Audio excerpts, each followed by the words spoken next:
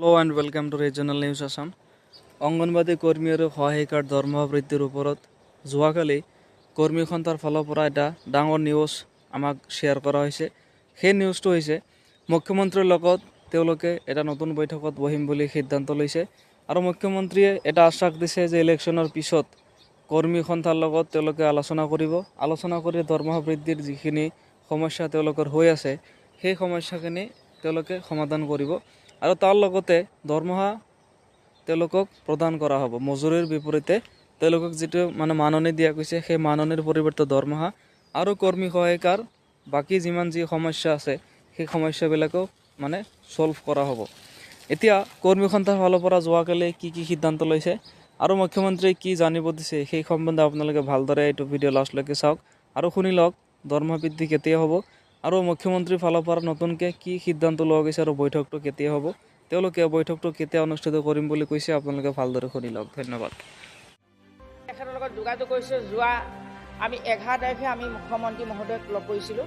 তেখেতে এটা কথাই কৈছিল যে মই কোনো ৰাজনৈতিক দলৰ লগত মই আলোচনাত নবহোঁ, মই ৰাজনৈতিক দলৰ বেলেগ সংগঠনৰ লগতে আলোচনাত বহিম আৰু ইতিমধ্যে তেখেতে সদৌ অসম কৰ্মী সহায়িকা সন্থাৰ লগত আলোচনাত বহিম বুলি তেখেতে কথা দিছে আমাক আৰু সেই আশাই আমি বাট চাই আছোঁ।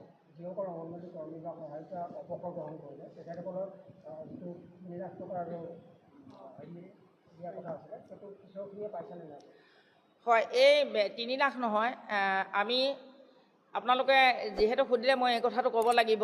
আমি 17 চনৰ পৰাই লাগি আছিলোঁ আৰু তেতিয়া আমি সদৌ অসম কৰ্মী সহায়িকা সন্থাই 60 বছৰত কৰ্মী সহায়িকাসকলক অৱসৰ দি এককালীন কৰ্মী 5 লাখ, মিনি কৰ্মী 4 লাখ আৰু সহায়িকা 3 লাখ আমি দাবী চনত জনাই আহিছিলোঁ আৰু 20 চনত ইতিমধ্যে 60 বছৰত অৱসৰ দিয়াটো চৰকাৰে ঘোষণা কৰিছিলে আৰু তেতিয়া তাৰপিছত 21 চনত কাৰ্যকৰী হৈ গৈছিল, কিন্তু চৰকাৰীকৃত হিচাপে ঘোষণা কৰা নাছিল। 22 চনত ঘোষণা কৰিছিল। আমাৰ প্ৰথম পৰ্যায়, দ্বিতীয় পৰ্যায়ত কৰ্মীসকলে এককালীন সাহায্যটো পাইছে আৰু পিছৰ যিখিনি আছে আৰু আমি সন্থাই ধৰিছিলোঁ যে গোটেই বছৰটোতে যিহেতু অৱসৰ লৈ থাকে, গতিকে এটা হিচাপটো দিয়াত অকণমান অফিচৰ ফালৰ পৰা অসুবিধা হয়।